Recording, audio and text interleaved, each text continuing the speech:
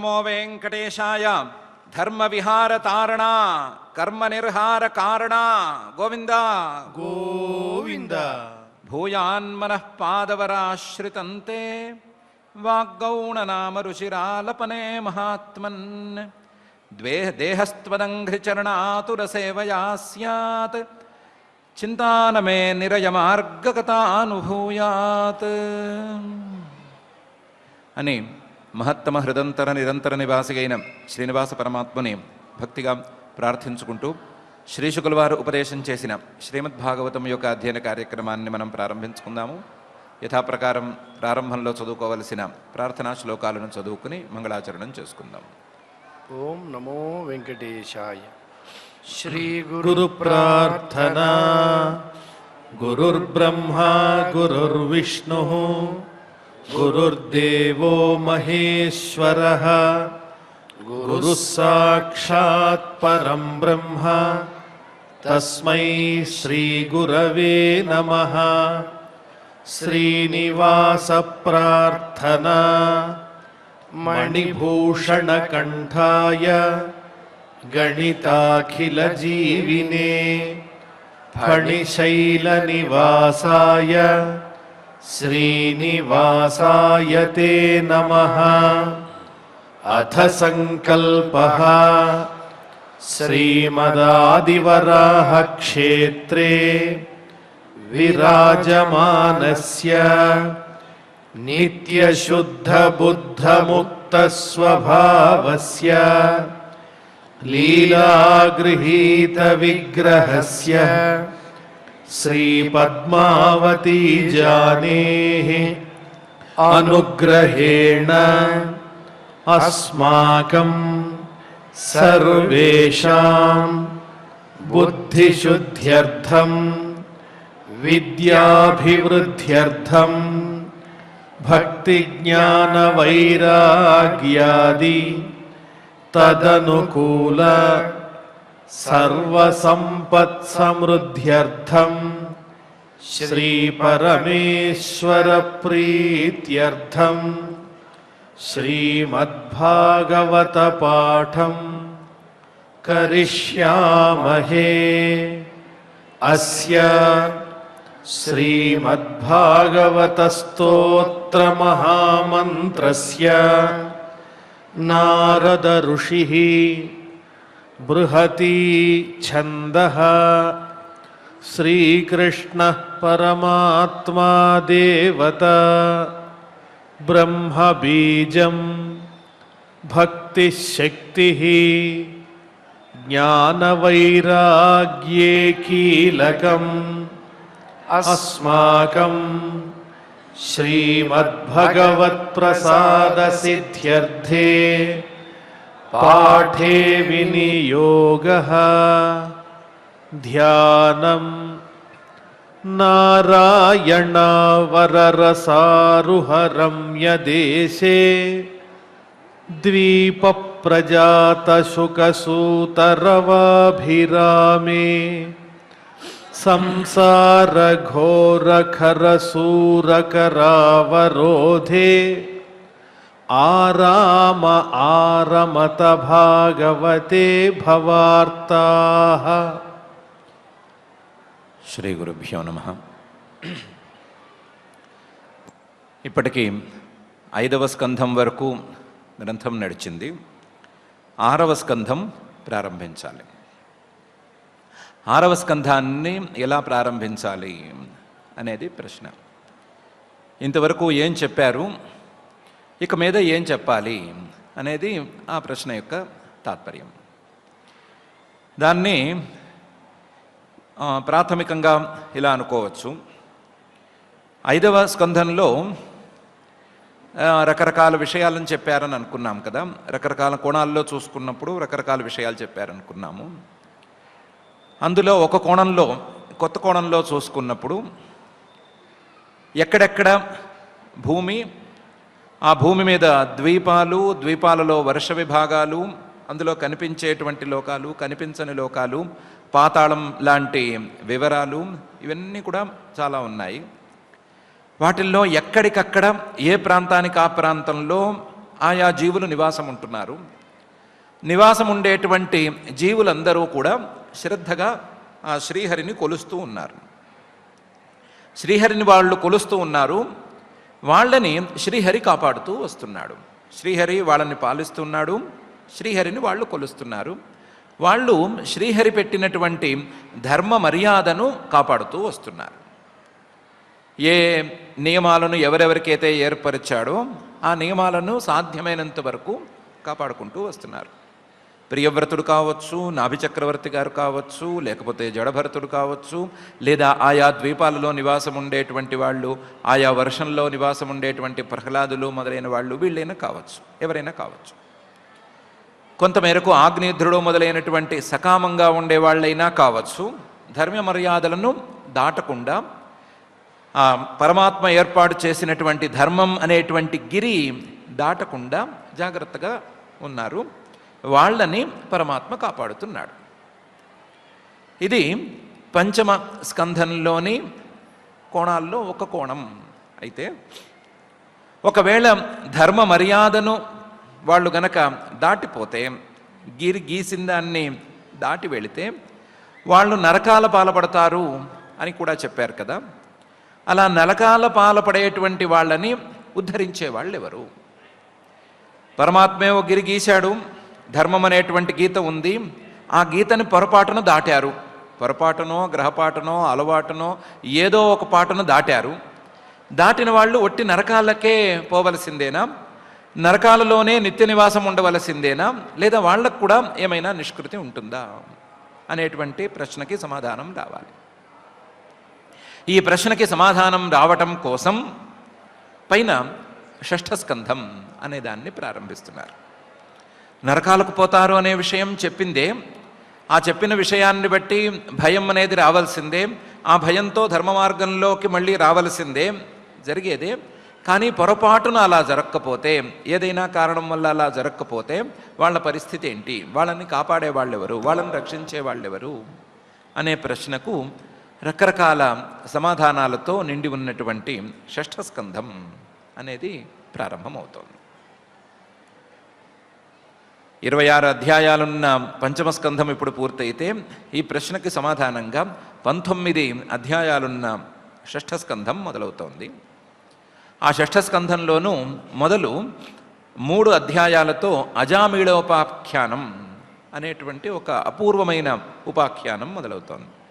అజామీళుడు అనేటువంటి ఒక ధర్మోల్లంఘనకర్త లేదా ధర్మాన్ని దాటినటువంటి వాడు, ఇంకేముంది నరకానికి పోవలసినటువంటి వాడు. అలాంటి వాడిని శ్రీమన్నారాయణుడు ఎలా రక్షించాడు అనేది ప్రధానమైనటువంటి ఇతివృత్తం. ఆ ఇతివృత్తంతో మనం అడిగినటువంటి ప్రశ్నకి సమాధానంగా ఈ స్కంధం ప్రారంభమవుతోంది. ప్రారంభం అయ్యే ముందు అసలు ఇంతవరకు ఏమేం జరిగింది, ఎంతవరకు చెప్పారు, ఏం చెప్పారు అనే విషయాన్ని శ్రోతగా పరీక్షిత్తు గారు కొంత చెప్పవలసి ఉంది. చాలా దూరం విన్నాడు కాబట్టి విన్నది శ్రద్ధగానే విన్నానా, లేకపోతే కాళ్ళు జాపుకుని ఏదో పనులు చేసుకుంటూ ఆ దిక్కులు ఈ దిక్కులు చూసుకుంటూ విన్నానా అని చెప్పిన ఆయనకి చెప్పుకోవాల్సిన బాధ్యత ఉంది. అందుకని ముందు ఇంతవరకు ఏం జరిగింది, ఏమి విషయాన్ని మహర్షి గారు క్రమంగా వరుసగా చెప్పుకుంటూ వస్తున్నారు, ఎక్కడి నుంచి 2వ స్కంధం నుంచి ఏమేం చెప్పుకుంటూ వస్తున్నారు, ఇంతవరకు చెప్పింది అర్థమైతే పైన వచ్చినటువంటి ప్రశ్న ఏంటి అనే విషయాన్ని పరీక్షిత్ గారు తన మనస్సులోని అభిప్రాయంతో ఆవిష్కరించబోతున్నారు. దానికి తగ్గట్లుగా మొదటి అధ్యాయంలోని మొదటి శ్లోకాన్ని రాజోవాచ పరీక్షిత్ గారు ఇలా మొదలుపెట్టి చెప్తున్నారు. నివృత్తి మార్గ కథిత ఆదౌ భగవతా యథ క్రమయోగోపలబ్ధేన బ్రహ్మణ యదసంసృతి అని. తమరు 2వ స్కంధంలో నివృత్తి మార్గాన్ని ప్రధానంగా చెప్పారు. నివృత్తి మార్గం అనేది ప్రాథమికంగా 2 రకాలుగా ఉంటుంది. ప్రాథమికంగా నివృత్తి మార్గం అనేది మొదటి రకంలో ఉండే నివృత్తి మార్గం పూర్తిగా జ్ఞాన మార్గంలోకి వెళ్ళిపోయి జ్ఞానంతో మోక్షాన్ని అందుకోవటం అనే తీరులో ఉంటుంది. దాని గురించి విచారణ లేదు.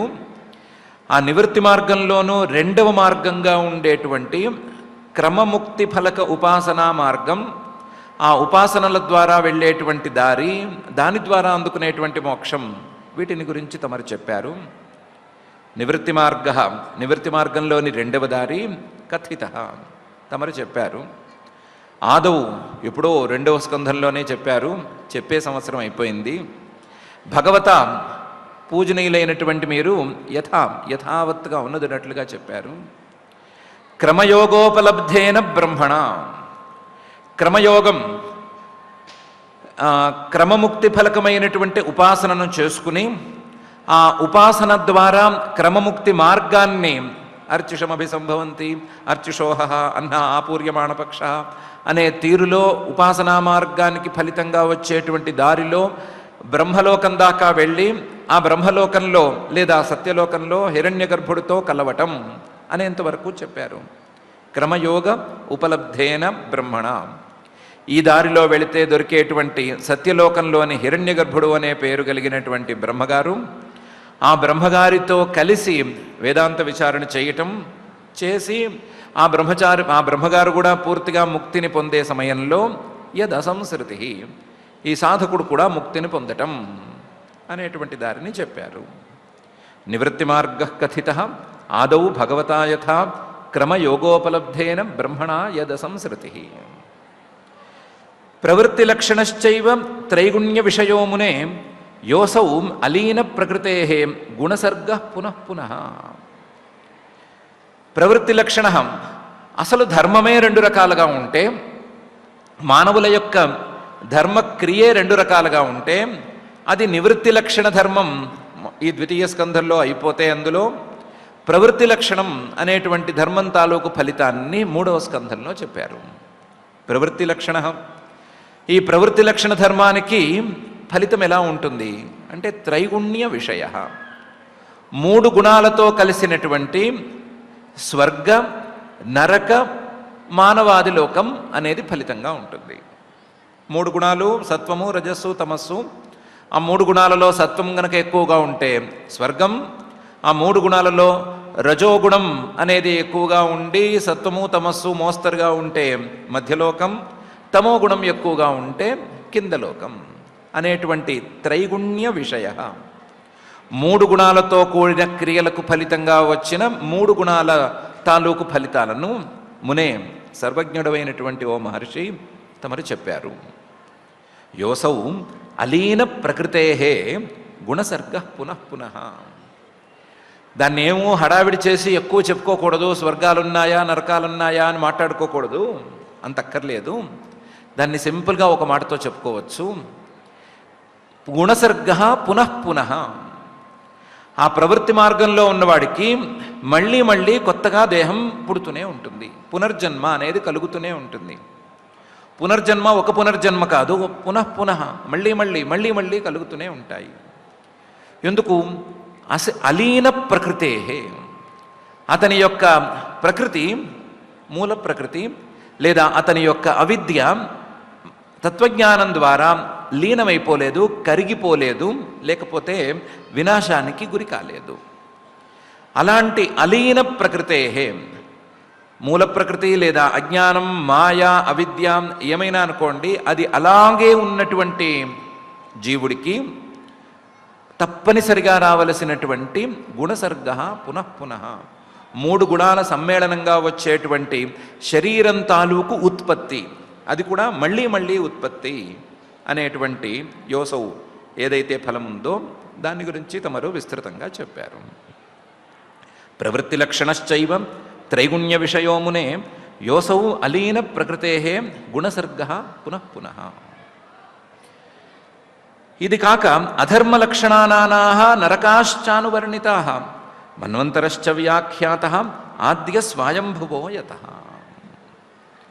అధర్మలక్షణాః, మానవుడి యొక్క ప్రవృత్తే రెండు రకాలుగా ఉంటే, ధర్మం అధర్మం అనే రెండు రకాల ప్రవృత్తి ఉంటే, ఆ ధర్మం తాలూకు మార్గం మళ్ళీ ప్రవృత్తి నివృత్తి అని రెండు రకాలుగా ఉంటే, ఆ ధర్మ మార్గం తాలూకు ఫలితాలన్నీ చెప్పి అధర్మ మార్గం తాలూకు ఫలితాలను గురించి కూడా చెప్పారు. అధర్మ లక్షణ, అధర్మం ద్వారా అందుకోవలసినటువంటి నానా నరకాహ, రకరకాల నరకాలు, వాటిని గురించి అనువర్ణితా వర్ణన చేసి పెట్టారు. 28 నరకాల గురించి చెప్పారు. ఇది గత స్కంధంలో అంటే పంచమ స్కంధంలో చెప్పారు. 4వ స్కంధంలో మన్వంతరశ్చ వ్యాఖ్యాత ఆద్య మన్వంతరాలలో మొట్టమొదటి మన్వంతరమైనటువంటి స్వయంభువ మన్వంతరం అనే దాని గురించి చెప్పారు. స్వయంభువ మనువు గారు, వాళ్ళ అబ్బాయి ఉత్తానపాదుడు, అక్కడి నుంచి వాళ్ళ అబ్బాయి ధ్రువుడు, ఈ వరుస కథలన్నీ చెప్పుకుంటూ వచ్చారు. స్వయంభువ యతః ఆ స్వయంభువ మనువు అనేటువంటి ఆయన ఏ మన్వంతరంలోనైతే ఉన్నారో ఆ మన్వంతరాన్ని గురించి, దానికి చుట్టుపక్కల ఉండేటువంటి అంశాలన్నిటి గురించి చక్కగా చెప్పారు. సో 2, 3, 4, 5 వీటన్నిటిలోనూ మీరు ప్రధానంగా మానవుల యొక్క 2 రకాలుగా ఉండేటువంటి ప్రవృత్తికి ఫలితాలను చెప్పారు. 2 రకాలైన ప్రవృత్తి, ధర్మ ప్రవృత్తి, అధర్మ ప్రవృత్తి. ధర్మం వైపు వెళ్ళటం లేదా అధర్మం వైపు వెళ్ళటం అనే 2 ప్రవృత్తులు, ఆ 2 ప్రవృత్తుల తాలూకు ఫలితాలను గురించి చెప్పారు.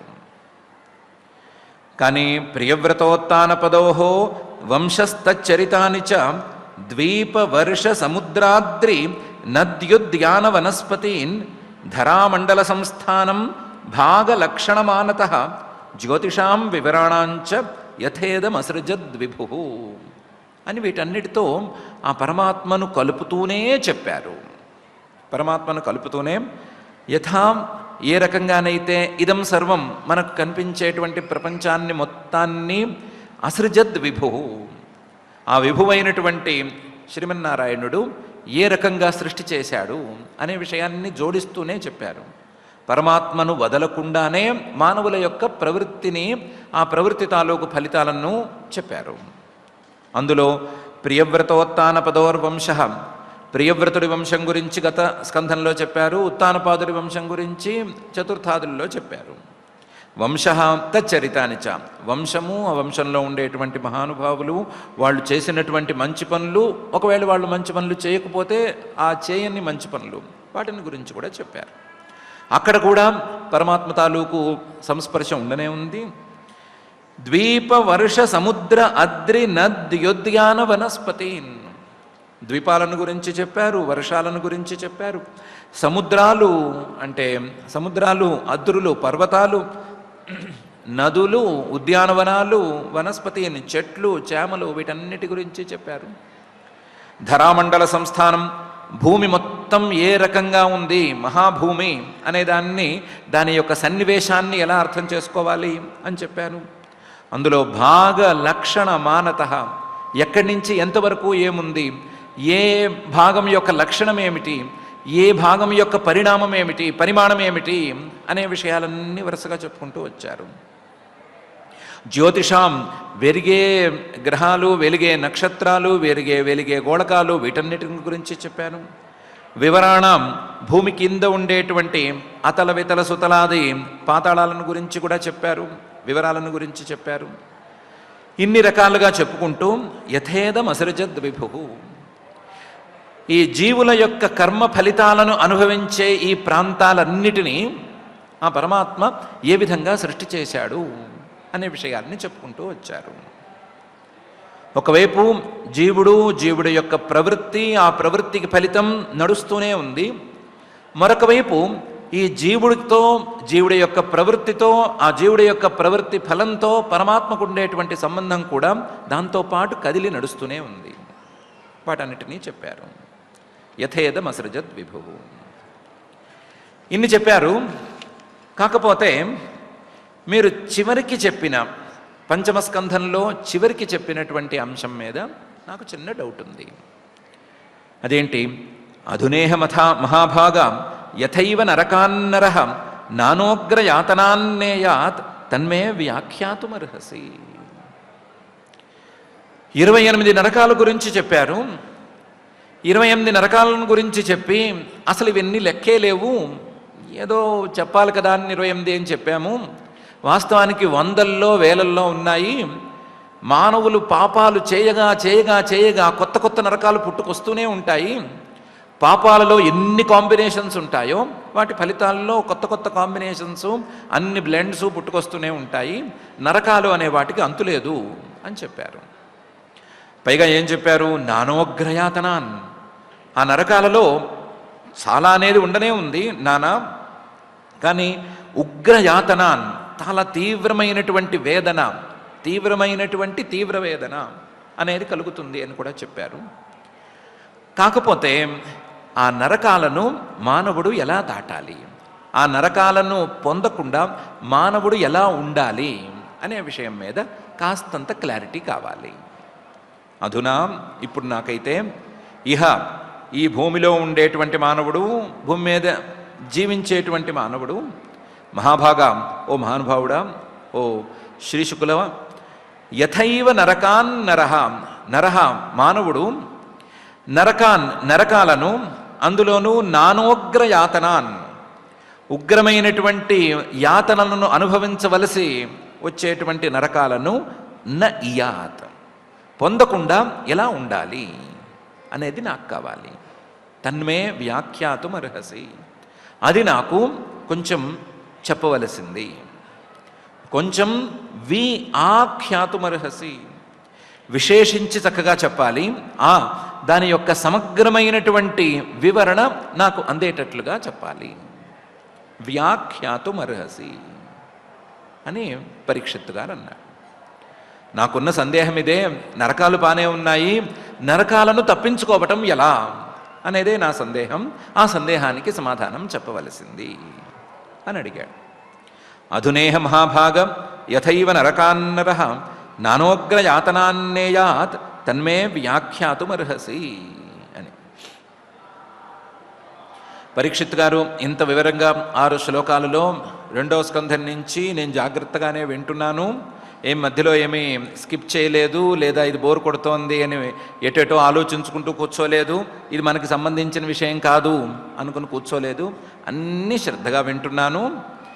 అన్నీ శ్రద్ధగా విన్న తరువాతే ఈ సందేహం వచ్చింది, దీన్ని తీర్చవలసింది అని అడిగితే శ్రీశుకుల వారు 2 శ్లోకాలలో దీనికి సంక్షిప్త సమాధానం అనేదాన్ని ఇచ్చారు.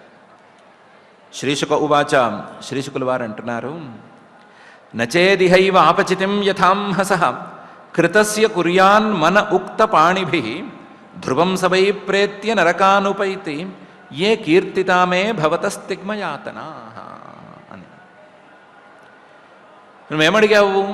నరకాలను పొందకుండా ఉండటం ఎట్లా అని అడిగావు.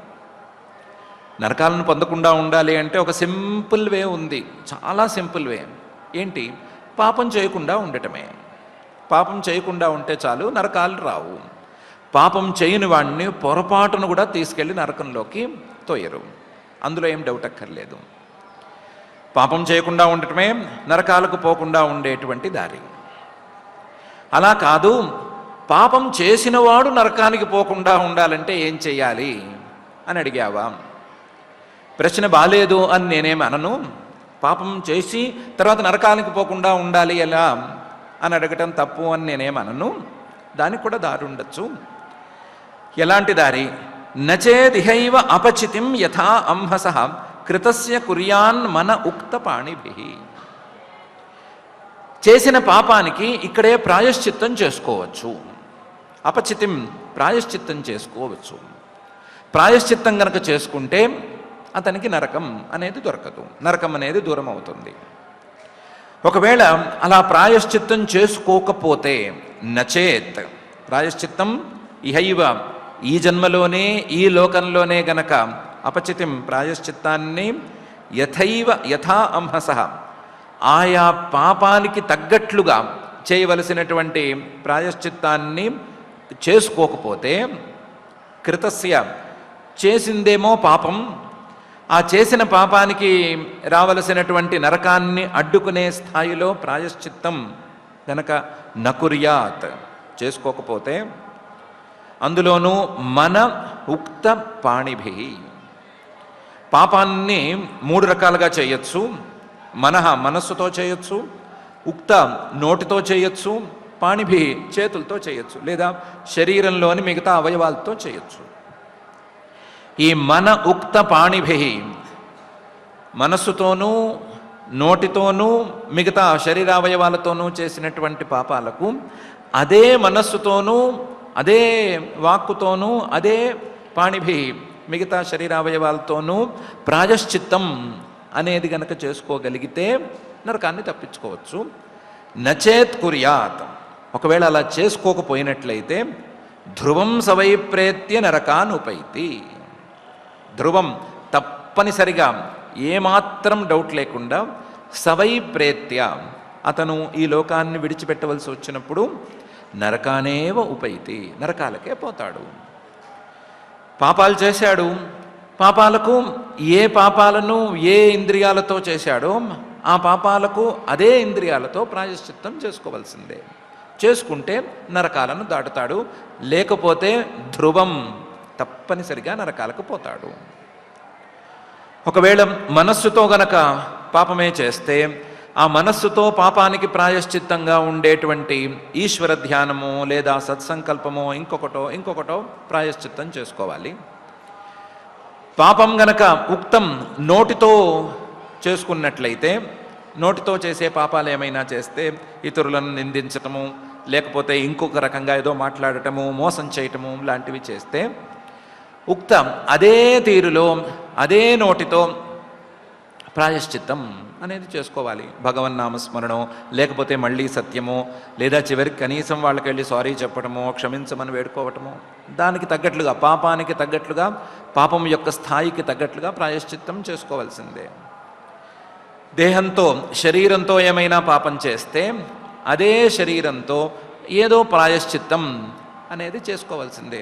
ధర్మశాస్త్రంలో చెప్పిన ప్రాయశ్చిత్తాలైనా, లేకపోతే మళ్ళీ దానికి ప్రాయశ్చిత్తంగా మనం అనుకునేటువంటి భగవత్ సేవలు మొదలైనటువంటివైనా ఏదో ఒకటి చేయవలసిందే. ప్రాయశ్చిత్తాలు చేయనిదే మాత్రము నరకాలను తప్పించుకోవటం సాధ్యం కాదు. ప్రాయశ్చిత్తాలు చేయకపోతే ఏ కీర్తితామే భవతస్తిగ్మయాతనాహ, తీక్ష్ణంగా ఉండేటువంటి యాతనలను అనుభవించవలసి వచ్చేటువంటి నరకాలను గురించి చాలా చెప్పాను కదా, ఆ నరకాలు తప్పవు. ధ్రువం సవైప్రేత్య నరకానుపైతి ఏ కీర్తితామే భవతస్తిగ్మయాతనా అని శ్రీశుకుల వారు మొదటి శ్లోకంలో నచేదిహైవాపచితం యథాంహస కృతస్య కుర్యాన్ మన ఉక్తపాణిభిః ధ్రువం సవైప్రేత్య నరకానుపైతి ఏ కీర్తితామే భవతస్తిగ్మయాతనా అని చెప్పారు. రెండవ శ్లోకంలో ఇదే విషయాన్ని తస్మాత్ పురైవాశ్విహ పాపనిష్కృతౌ యతేత మృత్యోరవిపద్యతాత్మన దోషస్య దృష్ట్వా గురులాఘవం యథా భిషక్ చికిత్సేత రుజాం నిదానవిత్ అని చెప్తున్నారు. ఇదే విషయాన్ని మరొక కోణంలో ఇంకొక విధానంలో చెప్తున్నారు. తస్మాత్, అందువల్ల ఒకవేళ నరకం అంటే భయం ఉంటే, చెప్పిన నరకం మీద నమ్మకం ఉంటే, ఆ నరకం మనకు రాకూడదు అని అనుకుంటే, పాపం ఏదో విధంగా చేయవలసి వస్తే, పాపం కాదు, నిజంగా పాపాన్ని చేయవలసి వస్తే ఆ పాపానికి ప్రాయశ్చిత్తం అనేది చేసుకోవాలి.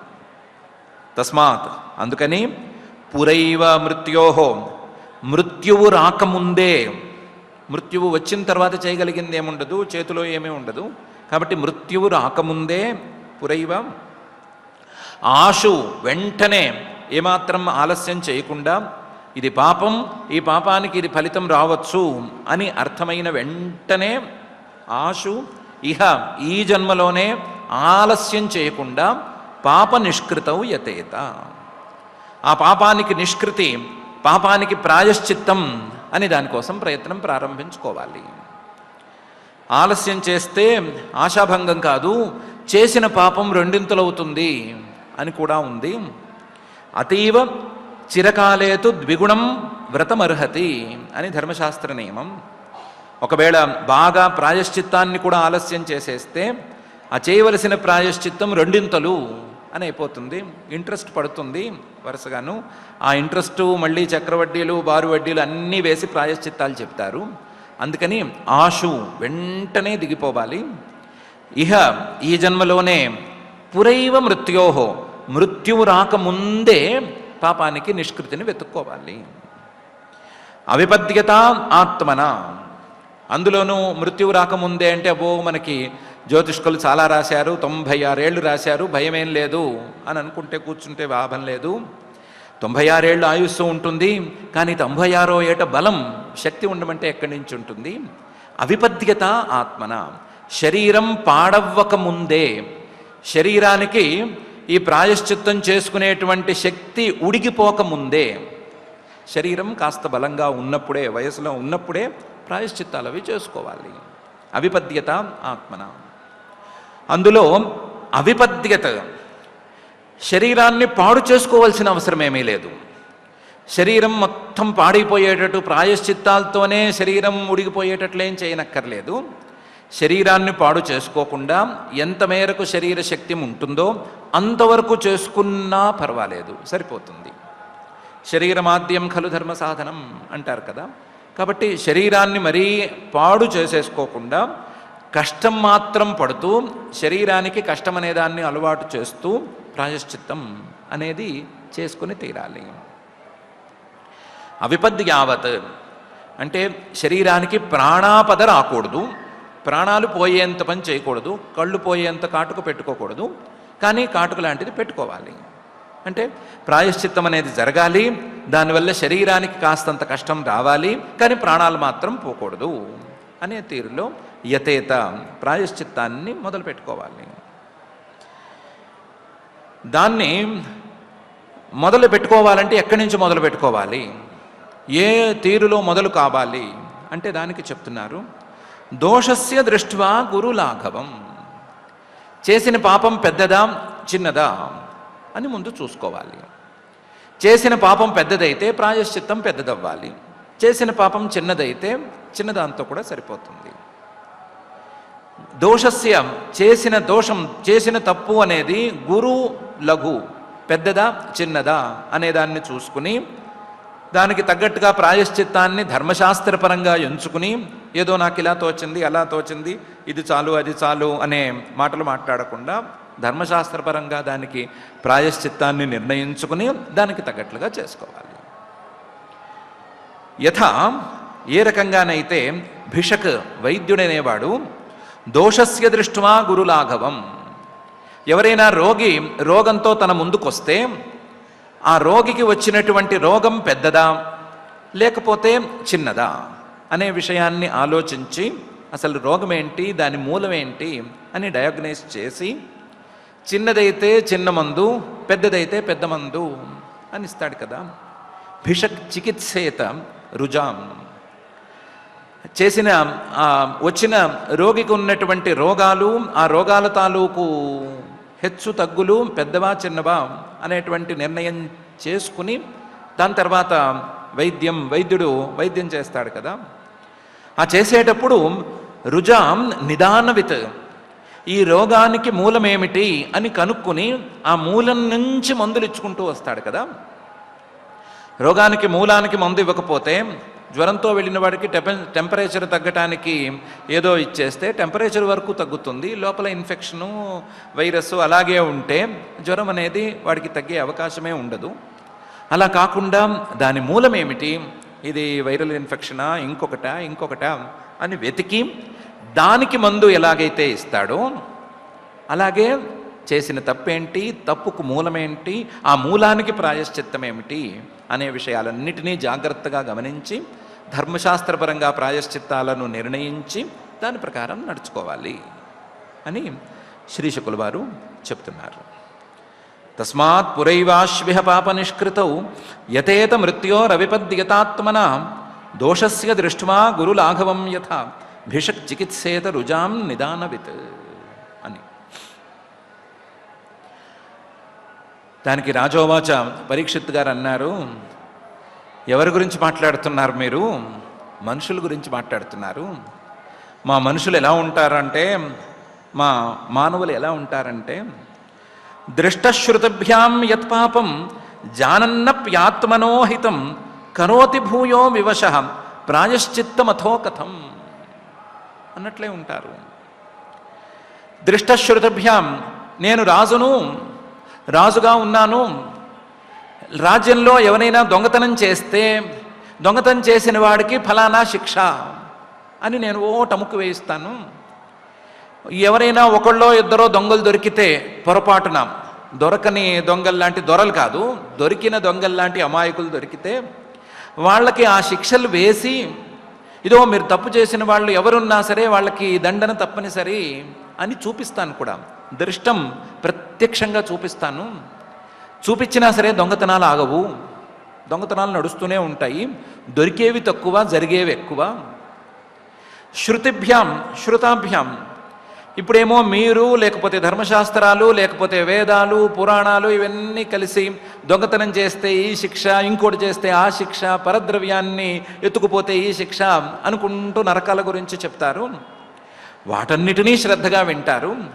విన్నంత మాత్రాన్ని ఎక్కడా దొంగతనాలేమి ఆగిపోవు, తప్పులు జరగకుండా ఆగవు. శ్రుతాభ్యాం యత్ పాపం, ఇది తప్పు అని తెలుసుకున్న తరువాత, యత్ పాపం జానన్నపి, దాన్ని గురించి పూర్తిగా తెలుసుకున్న తరువాత కూడా చేసిన తప్పుకి ఈ లోకంలో దండన ఏంటి, పై లోకంలో దండన ఏంటి అనే విషయం స్పష్టంగా తెలిసిన తరువాత కూడా అందులో రెండు రకాలుగా ఏ రకంగా చూసుకున్నాం, ఆత్మనః అహితం, తనకు మంచి అనేది జరగదు. దొరికితే ఈ లోకంలో దెబ్బ, దొరక్కపోతే పై లోకంలో దెబ్బ అనే విషయం తెలిసిన తర్వాత కూడా, ఆత్మనః అహితం అనే సంగతి తెలిసిన తర్వాత కూడా, కరోతి భూయో వివశః, పాపాలు చేస్తూనే ఉన్నాడు. దొంగతనాలను అరికట్టడం వల్ల కావట్లేదు, ఇంకో పాపాన్ని అరికట్టడం వల్ల కావటం లేదు. ఎంతసేపటికి డేటా తీసుకోవాల్సిందే తప్ప, డేటా తీసి ఈ సంవత్సరంలో ఇన్ని దొంగతనాలు జరిగినాయి, ఇన్ని నేరాలు పెరిగినాయి, ఇన్ని నేరాలు ఇంకా గత సంవత్సరం కంటే ఎక్కువైనాయి అని డేటా తీయాల్సిందే తప్ప తగ్గేది ఒగ్గేది ఏమీ లేదు. కరోతి భూయః, ఈ తప్పు మళ్ళీ మళ్ళీ మళ్ళీ కూడా చేస్తున్నాడు. వివశః, ఎంత చెప్పినా వినకుండా కూడా చేస్తున్నాడు. ఎన్నిసార్లు మందలించినా, ఎన్నిసార్లు చెప్పినా ఏం వినట్లేదు, మాట వినట్లేదు. అలా ఉన్నాడు మనిషి అన్నవాడు. ఇలాంటి వాడికి పోయి మీరు ప్రాయశ్చిత్తం చేసుకో అని చెబితే, ప్రాయశ్చిత్తం అథో కథం, తప్పు అనేటువంటి భయం ఉన్నవాడు కూడా, ఇది తప్పు అని తెలిసినవాడు కూడా తప్పే మళ్ళీ మళ్ళీ చేస్తూ ఉన్నవాడు, తప్పే మళ్ళీ మళ్ళీ చేస్తూ ఉంటే అలాంటి వాడిని పట్టుకుని ప్రాయశ్చిత్తం చేసుకోవాలి అంటే వింటాడా? ఎక్కడి నుంచి వింటాడు? పోనీ ప్రాయశ్చిత్తం అని అంటే, ప్రాయశ్చిత్తం అనేది ఒక్కసారికి పనికొస్తుంది. ఒక్కసారి ఏదో పొరపాటున తప్పు జరిగింది, ఆ తప్పుకి ఒకసారి ప్రాయశ్చిత్తం చేసుకుంటే మళ్ళీ ఈ తప్పు చేయను అని అనుకోవటానికి వీలుంటుంది. వీడేమో మళ్ళీ మళ్ళీ తప్పులు చేస్తుంటే మీరు ప్రాయశ్చిత్తాలు ఎన్ని చెప్తారు? ప్రాయశ్చిత్తం అనే దాని స్పిరిట్టే పోతోంది కదా. ప్రాయశ్చిత్తం అనేది చేయటం అంటే మళ్ళీ ఆ తప్పును జరగకుండా చూసుకోవటం అనే అంశం కోసమే కదా.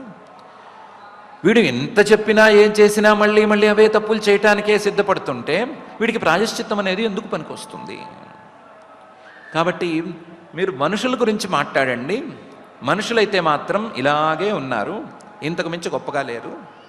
కాబట్టి వీళ్ళకి తప్పులన్నా భయం లేదు, తప్పులకు ఫలితాలన్నా భయం లేదు, ప్రాయశ్చిత్తాలకు విలువ లేదు, అసలు ప్రాయశ్చిత్తం మాటే లేదు. మరి ఇలాంటప్పుడు మీరేం మాట్లాడతారో మాట్లాడండి అని అడిగాడు. దృష్టశ్రుతాభ్యాం యత్ పాపం జానన్నప్యాత్మనోహితం కరోతి భూయో వివశః ప్రాయశ్చిత్తమథో కథం అని. ప్రాయశ్చిత్తం అనే మాట పెడితే ఆ మాట తాలూకు స్పిరిట్ని, దాని స్ఫూర్తిని పాడు చేసేవాడు మనిషి అన్నవాడు. ప్రాయశ్చిత్తం అంటే ప్రాయః పాపం సమాఖ్యాతం చిత్తం తస్య విసర్జనం అనే అర్థంలో ఉంది, ఆ స్పిరిట్తో ఉంది. ప్రాయః అంటే ఏదో ప్రమాదవశాత్తు చేసినటువంటి పాపం, ఆ పాపానికి చిత్తం, మళ్ళీ ఇంకొకసారి ఈ పాపం చేయకూడదు అనేటువంటి సంకల్పం చేయటం, దాన్ని పూర్తిగా మనసులోంచి విసర్జించటం అనే దానికోసం చేసే క్రియ, ఆ సంకల్పం అనే దాన్ని ప్రాయశ్చిత్తం అని చెప్పుకోవాలి. మళ్ళీ మళ్ళీ చేయటానికే సిద్ధపడేవాడికి ప్రాయశ్చిత్తం అనే మాటకు విలువ ఏం తెలుస్తుంది అని అడిగాడు. అడిగినవాడు మనలో ఒకడు కాదు, అడిగినవాడు పక్కవాడంటే పడని మనలాంటి వాడు కాడు. మనుషుల్ని పాలించి వాళ్ళ యొక్క సైకాలజీస్ని బాగా అధ్యయనం చేసినటువంటి వాడు, దండం చేత్తో పట్టుకుని ఆ దండం అనేటువంటి భయంతో అందరినీ దారిలో నడిపించాలి అని ప్రయత్నం చేసినవాడు. కాబట్టి ఈ మాటకు చాలా చాలా విలువ ఉంది. ఏదో మనం పక్క వాళ్ళ మీద ఏదో అభిప్రాయం కొద్దీ వాళ్ళ మీద చేసే కామెంట్ కాదు ఇది. మనుషుల్ని పాలించడానికి కూర్చుని సమర్థవంతంగా పాలించాడు అని పేరు తెచ్చుకున్నవాడు మాట్లాడుతున్నటువంటి మాట ఇది. అంటే మనకంటే పైవాడు, మన పై అధికారి మాట్లాడుతున్నటువంటి మాట. తప్పులు అని తెలిసినా మానరు, తప్పులకు శిక్ష ఉంది అని తెలిసినా మానరు, ఏం చేసినా మానరు. ఏదో విధంగా తప్పుల్ని మళ్ళీ మళ్ళీ చేయటానికే వాళ్ళు ఓడిగడతారు. క్వచిన్ నివర్తతే భద్రాత్ క్వచిచ్చరతి తత్ పునః ప్రాయశ్చిత్తం అథోపార్థం మన్యే కుంజర శౌచవత్. ఎప్పుడైనా పొరపాటున ఈ మనుషుల్లో ఒకళ్ళిద్దరు మంచివాళ్ళు ఉంటారు. ఆ ఒకళ్ళిద్దరు మంచివాళ్ళు ఎలా ఉంటారంటే క్వచిన్ నివర్తతే భద్రాత్, ఎప్పుడో ఒకప్పుడు ఏదో ఒక సందర్భంలో పోన్లే ఈసారికి తప్పు చేయొద్దులే అని అనుకుంటారు.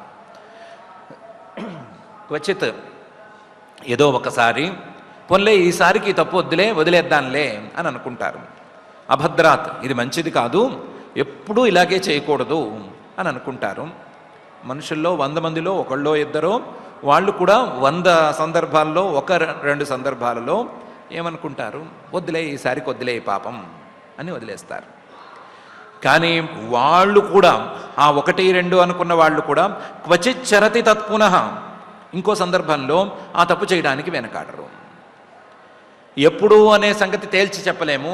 ఎవరైనా చూస్తున్నప్పుడు ఇలా మంచిగా నడుచుకుని ఎవరు చూడనప్పుడు తప్పు చేస్తారా, లేకపోతే ఏదో మూడులో ఉండి ఒక మూడులో ఉన్నప్పుడు ఒక రకంగా, ఇంకో మూడులో ఉన్నప్పుడు ఇంకొక రకంగా చేస్తారా, ఇలాంటివి ఏం చెప్పలేము. కాకపోతే 100 మందిలో 1-2 అనే సంఖ్యలో క్వచిత్ నివర్తతే అభద్రాత్, తప్పు చేయకుండా ఉండొచ్చు. మళ్ళీ ఆ ఒకళ్ళిద్దరూ కూడా క్వచిచ్చరతి తత్పునః మళ్ళీ చేయొచ్చు. అంతే తప్పు చేయనివాడు అనేవాడు ఈ లోకంలో కనిపించట్లేదు. మరి ఇలాంటి వాళ్ళకి ప్రాయశ్చిత్తం అథో అపార్థం, ఇలాంటి వాడికి ప్రాయశ్చిత్తం అనేది పూర్తిగా వ్యర్థం, ఎందుకు పనికిరాంది అవుతుంది. ఎలాంటిదవుతుంది? మన్యే కుంజర శౌచవత్, ఏనుగు స్నానంలా తయారవుతుంది. ఏనుగు పెద్ద జంతువు, దానికి పెద్ద శరీరం అవ్వటంతో ఎండ ఎక్కువ తగులుతుంది కాబట్టి సహజంగానే శరీరం మళ్ళీ వేడెక్కిపోతూ ఉంటుంది. అందుకని ఆ ఎక్కిన వేడిని తగ్గించుకోవటానికి పాపం ఇది స్నానాన్ని ఇష్టపడుతుంది. నీళ్లలో కాసేపు ఉండటము, ఆడుకోవటం వీటిని ఇష్టపడుతుంది. కొన్ని జంతువులైతే నీటి జోలికి పోవు, పుట్టిన దగ్గర నుంచి చివరి క్షణం వరకు స్నానం చేయడానికి ఇష్టపడవు. అలాంటి జంతువు కాదు. ఏనుగు స్నానాన్ని ఎక్కువ ఇష్టపడుతుంది. కానీ మొత్తం స్నానం చేసి జలకాలాడి ఆ తొండంతో మొత్తం అల్లకల్లోలం చేసి బయటకు వచ్చి ఏం చేస్తుంది అంటే బయట ఉండేటువంటి మట్టిని ఒంటి మీద పూసుకుంటుంది. ఏదో చెప్తారు, దానికి ఏదో ఫలితం చెప్తారు, ఆ తడి ఒంటి మీద ఉండటానికి అలా చేస్తుందని చెప్తారు. దాని సంగతి పక్కన పెడితే స్నానం చేసింది కదా, చక్కగా స్నానం చేసింది కదా, స్నానం చేస్తే ఒళ్ళంతా శుభ్రమైంది కదా, శుభ్రమైన తర్వాత మళ్ళీ బయటికి వచ్చి హాయిగా ఫ్రెష్గా ఉండకుండా మళ్ళీ ఒళ్ళంతా ఈ మట్టి ఎందుకు పూసుకుంటోంది? ఇప్పుడు బయటికి వచ్చిన తర్వాత మళ్ళీ ఒళ్ళంతా మట్టి పోసుకునేటువంటి ఏనుగుకి స్నానం అనేది ఏమైనా ప్రయోజనాన్ని అందిస్తున్నట్లా? మన దృష్టిలో, ఈ దృష్టిలో చూసుకుంటే, స్వచ్ఛత అనే దృష్టితో చూసుకుంటే ఎందుకు పనికిరాంది కదా. అలాగే ప్రాయశ్చిత్తం అంటే స్నానం చేయటం లాంటిది, చేసిన పాపాన్ని కడుక్కోవటం లాంటిది. ఆ కడుక్కున్న తర్వాత మళ్ళీ తిరిగి పాపం చేస్తే మళ్ళీ ఆ బురద అంటించుకున్నట్లే కదా. అంటించుకుంటే ఈ ప్రాయశ్చిత్తం అనేది ఎందుకు? ప్రాయశ్చిత్తం అథ అపార్థం, ఎందుకు పనికిరాంది, పూర్తిగా వ్యర్థమైపోతోంది కదా. మన్యే కుంజర శౌచవత్, ఏనుగు స్నానంలా మారిపోతోంది కదా అని పరీక్షిత్ గారు అన్నాడు. క్వచిన్ నివర్తతే భద్రాత్ క్వచిచ్చరతి తత్పునః ప్రాయశ్చిత్తం అథోపార్థం మన్యే కుంజర శౌచవత్ అని ఈ శ్లోకంలో చాలా విలువైన నిజమున్నటువంటి ప్రశ్న. మనిషి ప్రవృత్తి ఎప్పుడూ అధర్మం వైపు ఎక్కువ మొగ్గుతోంది, ధర్మం వైపు మొగ్గటం లేదు. అధర్మం వైపు మొగ్గినటువంటి మనిషి తాలూకు ప్రవృత్తిని మీరు దండనలు అని చెప్పి ఎక్కడి నుంచి ఆపుతారు? ఈ తప్పుకి ఇది దండన అని మేము చెప్తూనే ఉన్నాము. దానికి పీనల్ కోడ్ రాస్తూనే ఉన్నాము, పీనల్ కోడ్ని మారుస్తూనే ఉన్నాము. కొన్ని దేశాల్లో చిన్న దొంగతనం చేస్తే చేతులు తీసేస్తామంటున్నారు. ఏ దేశంలో ఏ దొంగతనం ఆగింది? కాబట్టి మామూలు రాజులు చెప్పే దండనకే విలువ లేదు. మీరు ఎక్కడో పైలోకంలో ఏదో నరకం ఉంటుంది అంటే ఎవరు భయపడతారు? ఒకవేళ భయపడ్డా సరే దానికి పాపం చేయకుండా ఎక్కడ ఆగుతారు? దానికి తోడు మీరు ప్రాయశ్చిత్తం అని చెప్తే ఆ ప్రాయశ్చిత్తం జోలికి ఎవరు వెళ్తారు? పోనీ ఆ ప్రాయశ్చిత్తం చేసినా సరే వాళ్ళకి ఎందుకు పనికొస్తుంది అని చాలా వాల్యుబుల్ క్వశ్చన్ అనేది వేశాడు. వేస్తే శ్రీశుక ఉవాచ, శ్రీశుకుల వారు దానికి సమాధానం చెప్తున్నారు. నువ్వు అడిగేది ఇంకా లోతుగా వెళ్ళి సమాధానం చెప్పవలసినటువంటి అంశం.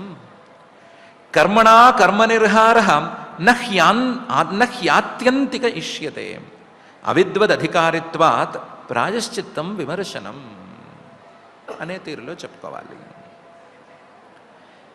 ముందు స్థూలంగా చూసుకుంటే, చాలా స్థూలంగా చూస్తే తప్పులు ఎవరు చేస్తున్నారు అంటే అవిద్వదధికారిత్వాత్.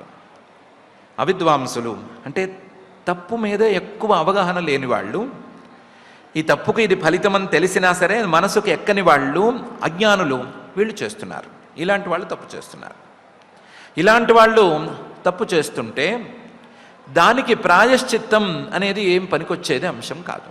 నువ్వు అన్నట్టు తప్పు చేయటం, ప్రాయశ్చిత్తం చేయటం, మళ్ళీ బురదలోకి దిగటం, మళ్ళీ ప్రాయశ్చిత్తం, మళ్ళీ బురదలోకి దిగటం అన్నట్లే ఉంటుంది.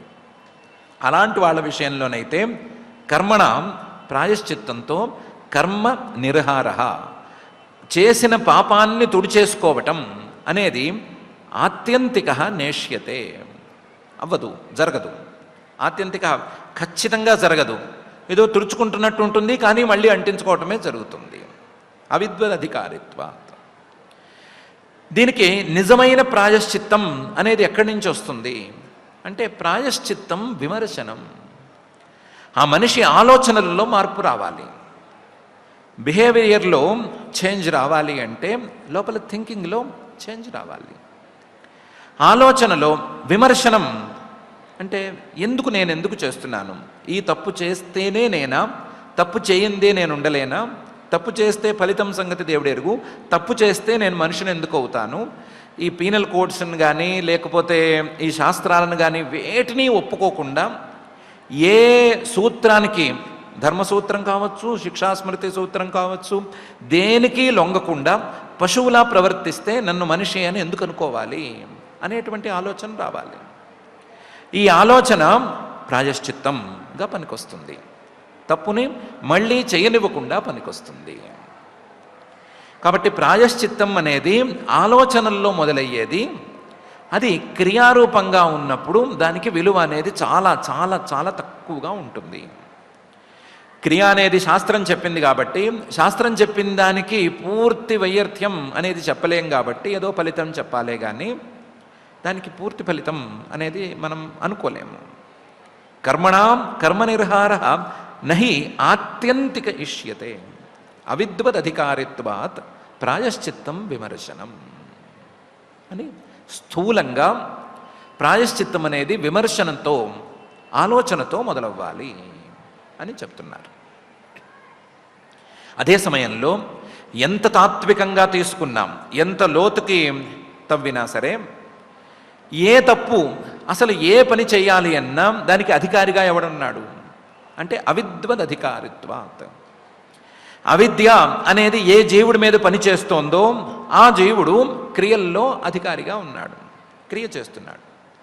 అలాంటి వాడికి కర్మణ ప్రాయశ్చిత్తం కాదు, మరొక క్రియ కాదు, ఆ కర్మతో కర్మ నిర్హార, ఆ పాపం పోవటం లేదా క్రియలన్నీ పోవటం అనేది ఎప్పటికీ జరగదు.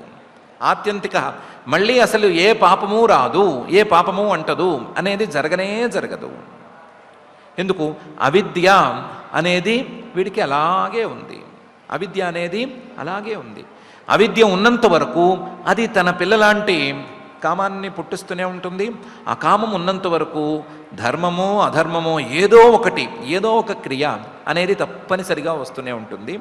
ఆ క్రియలు వస్తున్నంత వరకు కర్మనిర్హార నహి ఆత్యంతిక ఇష్యతే. మరి దీనికి దారేది అంటే ప్రాయశ్చిత్తం. దీనికి సరి అయిన ప్రాయశ్చిత్తం విమర్శనం, విచారణ చేసి తత్వజ్ఞానాన్ని అందుకోవటం అనేది అది ఒక్కటే అవుతుంది. కాబట్టి తాత్వికంగా చూసుకున్నా ఇదే సమాధానం, వ్యావహారికంగా చూసుకున్నా ఇదే సమాధానం. ఆలోచన అందులో మార్పు లేనిదే ప్రవృత్తిలో మార్పు రాదు. ఆలోచన అనేది తత్వజ్ఞానం వరకు వెళ్ళనిదే క్రియలలో మార్పు రాదు. మార్చి క్రియలు వస్తూనే ఉంటాయి, కానీ క్రియలు మొత్తం తొలగిపోవటం అనేది జరగదు అని మహర్షి గారు చెప్పారు. కర్మణా కర్మనిర్హార నహ్యాత్యంతిక ఇష్యతే అవిద్వదధికారిత్వాత్ ప్రాయశ్చిత్తం విమర్శనం అని. అయితే ఈ జ్ఞానం అనేది ఎలా వస్తుంది అనేదే కదా ప్రశ్న. మనుషుల్లో మార్పు ఎలా వస్తుంది అనే ప్రశ్న వేసుకున్నట్లుగానే జ్ఞానం అనేది ఎక్కడి నుంచి వస్తుంది అంటే దానికి చెప్తున్నారు. జ్ఞానం అనేది ఎవరికి వాళ్ళు ప్రయత్నం చేసి తెచ్చుకోవాల్సిందే. నాశ్నత పథ్యమేవాన్నం వ్యాధయోభిభవంతి ఏవం నియమకృద్రాజన్ శనై క్షేమాయ కల్పతే. ఎప్పుడైనా సరే మనిషికి రోగం రాకూడదు అంటే ఏం చేయాలి? రోగం తగ్గాలి అంటే ఏం చేయాలి కాదు, రోగం రాకూడదు అంటే ఏం చేయాలి అంటే బేసిక్గా డైట్ సరిగ్గా ఉండాలి. ఇదే కదా చెప్పేది. నాశనత పథ్యమేవాన్నం. పథ్యమేవాన్నం తినదగినటువంటి అన్నాన్నే, మంచి ఆహారాన్నే తింటూ ఉన్నవాడికి వ్యాధయ నాభిభవంతి, వ్యాధులు రావు. ఇది జనరల్ రూల్. సరి అయిన డైటు సరిగ్గా వేళకి తీసుకుని సరిగ్గా మంచి సాత్వికమైన ఆహారాన్నే తింటూ ఉంటే, పథ్యంగా శరీరానికి హితమైనటువంటి ఆహారాన్నే తింటూ ఉంటే వ్యాధులు రావు. ఏవం నియమకృత, ఇలా నియమంగా గనక ఉన్నట్లయితే రాజన్ ఓ పరీక్షిత్తు శనై మెల్లగా, చాలా మెల్లగా క్షేమాయ కల్పతే, అతను తన ఆరోగ్యాన్ని కూడా పొందగలుగుతాడు. అప్పటికే కొంత డ్యామేజ్ జరిగినా కొత్త రోగాలు రాకుండా ఆపుకోవటంతో పాటు పాత రోగాలను కూడా పోగొట్టుకోగలుగుతాడు. ఒట్టి తింటూ కూర్చుంటే అని కాదు, ఏదో ఒక ఉదాహరణ కోసం చెప్పినటువంటి మాట. మంచి ఆహారంతో రోగాలు రాకుండా ఎలా ఆపుకోవచ్చో, అలాగే ఉన్న చిన్న చిన్న రోగాలు లేదా పెద్ద రోగాలు వీటిని కూడా ఎలాగైతే పోగొట్టుకోవచ్చో, అలాగే మంచి ప్రయత్నంతో మంచి ఆలోచనలతో శనై మెల్లమెల్లగా క్షేమాయ, ఆ ఆలోచనల తాలూకు ఒక మంచి రూపాన్ని సాధించవచ్చు. మంచి విధానాలతో మంచి ఆలోచనలతో క్రమక్రమంగా శనై నిదానంగా మెట్టు కింద ఎక్కుతూ క్షేమాయ చివరి తత్వజ్ఞానాన్ని కూడా సాధించుకోవచ్చు. కానీ మంచి ఆహారం అనేది, వేళకు తినవలసిన ఆహారం అనేది ఎవరెవరి చేతుల్లో అయితే వాళ్ళ చేతుల్లోనే ఉన్నట్లుగా ఇది కూడా వాళ్ళ చేతుల్లోనే ఉంటుంది. వాళ్ళు చేసుకోవాల్సిందే. మంచి ఆలోచనకు కావలసిన దారులు చూపిస్తారే కానీ మంచి ఆలోచన అతనికి వచ్చేట్టుగా ఎవరు బుర్ర బద్దలు తీసి అందులోకి పోసేయలేరు కదా. చదువు ఇంతే కదా. చదువు చెప్తారే కానీ చదువు వచ్చేట్టు ఎవరు చేయగలరు? చదువు రావాలి అనేటువంటి సంకల్పం చదువుకునే వాళ్ళకు ఉండాలి. ఈ చదువు నాకు అర్థం కావాలి, దీంట్లో నాకు బాగా జ్ఞానం అనేది రావాలి అనేది ఎవరికి వాళ్ళకు ఉండవలసిన ప్రయత్నం. మిగతా వాళ్ళు చెప్పేది ఏంటిది? జనరల్గా చెప్తారు, లేకపోతే అందేట్టు చెప్తారు, ఏ రకంగానైనా చెప్తారు. కానీ చదువుకోవటం వాళ్ళ బాధ్యతే. అలాగే మంచి ఆలోచనలను పెంచుకోవటం, ఆ ఆలోచన కార్యరూపం దాల్చేదాకా దానికి బలాన్ని ఇవ్వటం అనేది ఎవరికి వాళ్ళు ఆహార నియమంలాగా సాధించుకోవలసిందే. మంచి ఆహారం పెట్టి ఎదురకుండా పెట్టచ్చు, కానీ అది తినకుండా కాస్త పాడు చేసి కొళ్ళబెట్టి తర్వాత తింటే, వేళకు ఇవ్వచ్చు, వేళకు అందించినా సరే లేట్ చేసి తింటే ఎవరేం చేయలేరు దాన్ని. కాబట్టి తినేవాడి చేతిలో ఆహారం యొక్క పరిస్థితి ఉన్నట్లుగా ఇది కూడా అలాగే ఉంటుంది అని మహర్షి గారు చెప్తున్నారు. నాశ్నతః పథ్యమేవాన్నం వ్యాధయోభిభవంతి ఏవం నియమకృద్రాజన్ శనై క్షేమాయ కల్పతే అనే ఈ శ్లోకంలో. దానికి కావాలంటే కొన్ని సాధనాలు పనికొచ్చేవి చెప్తాము, కొన్ని టిప్స్ లాంటివి చెప్తాము. తపసా బ్రహ్మచర్యేణ శమేన చ దమేన చ త్యాగేన సత్య శౌచాభ్యాం యమేన నియమేన చ. తపస 3 రకాల తపస్సు చేసుకోవచ్చు, తపస్సులు చేసుకోవచ్చు. కాయిక, మానసిక, వాచిక తపస్సులు చేసుకోవచ్చు. బ్రహ్మచర్యేణ రకరకాల తీరులలో ఉండేటువంటి బ్రహ్మచర్యాన్ని పాటించవచ్చు. శమేన మనస్సును నిగ్రహించుకోవచ్చు. దమేన ఇంద్రియాలను, శరీర అవయవాలను నిగ్రహించుకోవచ్చు. త్యాగేన అన్నీ బయటికి ఇవ్వటం అనేటువంటి దానం అనే అలవాటు చేసుకోవచ్చు. దానం అనే అలవాటు ఎక్కువైన కొద్దీ లోపలికి ఇంటేక్ అనేది తగ్గుతుంది. ఇంటేక్ తగ్గిన కొద్దీ పాపం తాలూకు ప్రసక్తి తగ్గుతుంది అని చూసుకోవచ్చు. సత్యం, ఎప్పుడూ సత్యమే చెప్తూ ఉండటం అనే అలవాటు చేసుకోవచ్చు. శౌచం, బాహ్యంగానూ లోపల మనసులోనూ శుచిగా ఉండటం అనేదాన్ని అలవాటు చేసుకోవచ్చు. యమాలు, నియమాలు ఉండనే ఉన్నాయి. అహింస మొదలైనటువంటి యమాలు, నియమాలు, శౌచ, సంతోష, తపస్వాధ్యాయ, ఈశ్వర ప్రణిధానాలు అనేటువంటి యమాలు, వీటన్నిటినీ పాటించుకోవచ్చు. ఇవన్నీ కూడా టిప్స్ కింద ఉపయోగపడతాయి లేదా సహకారి కారణాల కింద ఉపయోగపడతాయి. తపసా బ్రహ్మచర్యేణ శమేన చ దమేన చ త్యాగేన సత్య శౌచాభ్యాం యమేన నియమేన చ. ఈ సాధనాలతో దేహవాగ్ బుద్ధిజం ధీరా ధర్మజ్ఞా శ్రద్ధయాన్వితా క్షిపంత్యఘం మహదపి వేణుగుల్మమివానల. ఈ సాధనాలతో ఎంత పాపాన్నైనా సరే కాల్చేసేయచ్చు. ఈ సాధనాలతో ఎంత జ్ఞానాన్నైనా సాధించవచ్చు. సాధించి ఎంత పాపాన్నైనా సరే కాల్చి బూడిద చేసేసేయచ్చు.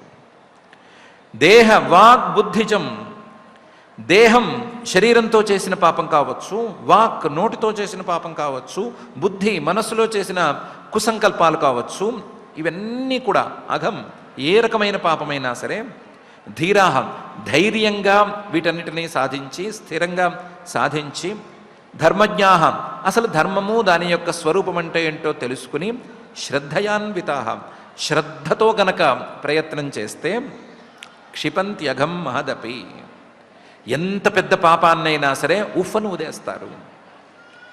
ఎంత పెద్ద వేణుగుల్మం, పెద్ద వెదురు పొద, కళ్ళెత్తి ఆకాశం వైపు చూస్తే దాని చివర కనిపించడం లేదు అనేంత పెద్ద పొద, ఇంతంత లావు లావు దొంగలున్నాయి దాన్ని నిండాను. కానీ ఒక చిన్న నిప్పు రవ్వ అందులో పడితే ఆ నిప్పు రవ్వ క్రమక్రమంగా కొంచెం కొంచెంగా పెరిగితే కొన్ని రోజులకి ఖచ్చితంగా అంత పెద్ద వెదురు పొదని కూడా కాల్చి బూడిద చేసేస్తుంది, ఉఫ్ఫను ఊదేస్తుంది. మనం వెళ్ళి ఉఫ్ఫను ఊస్తే ఆ బూడిద ఎగిరిపోతుంది. అలాగే ఎంతటి పాపాన్నైనా సరే ఈ సాధనాలతో శ్రద్ధతో ధర్మం మీద జ్ఞానంతో అవగాహనతో ఉఫ్ఫను ఉదేసేయచ్చు అని మహర్షి గారు అంటున్నారు. దేహవాక్ బుద్ధిజం ధీరా ధర్మజ్ఞా శ్రద్ధయాన్వితా క్షిపంత్యఘం మహదపి వేణుగుల్బమివానల అనే ఈ శ్లోకంలో. అయితే కొంతమంది ఈ విషయం మీద ఇంత కష్టపెట్టద్దు వినేవాళ్ళని. వినేవాళ్ళు కొంచెం బద్ధకస్తులు, వినేవాళ్ళు ఎలాంటి వాళ్ళు అని తేల్చేశాం కదా. వినేవాళ్ళు ఇంతంత కష్టాలు చెప్తే తపసా బ్రహ్మచర్యేణ ఇలాంటి మాటలు వింటే చిచి మనకు కాదు, ఇది ఏవో గడ్డాలు పెంచుకున్న వాళ్ళకి, ఎక్కడో అడవుల్లో ఉండవలసిన వాళ్ళకి, ఆది మానవులకి, మనకు కాదు అని తోసేస్తారు. అందుకని వాళ్ళని కూడా ఇలాంటి దారిలోకి తీసుకురావటానికి వేరే రకంగా చెప్పాలి అని అంటారు. ఆ వేరే రకంగా చెప్పవలసిన దారినే నిజమైన దారి అంటారు అని మొదలు పెడుతున్నారు. కేచిత్ కేవలయా భక్త్యా వాసుదేవ పరాయణా అఘం ధున్వంతి కార్త్స్నియేన నిహారమివ భాస్కర అని చెప్తున్నారు. కేచిత్ కొంతమంది మహాభక్తులు, నారదాది మహర్షులు వాళ్ళందరూ అంటున్నారు, మానవుల్ని ఇలాంటివన్నీ చెప్పి భయపెట్టకండి, ఇలాంటివి చెబితే భయపడతారు, ఇలాంటివి చెప్పకుండా ఇంకొక దారిలో వాళ్ళని తీసుకురావాలి అంటారు. వాళ్ళేమంటారంటే ఇవేం వద్దబ్బాయిలు, ఈ తపస్సులు ఇవన్నీ వద్దు, అవన్నీ గడ్డాల స్వాములకు వదిలేద్దాము. కేవలయా భక్త్యా, కేవల భక్తి, ఇంకేమీ వద్దు, ఒట్టి పరమాత్మ మీద ఉండే భక్తి, దీంతోనే ఇవన్నీ చేసుకోవచ్చు అని అంటారు. వాసుదేవపరాయణ, చెప్పేవాళ్ళు ఏమీ చిన్నవాళ్ళు కారు, వాళ్ళేదో ఏదో చెప్పేవాళ్ళు కూడా కాదు.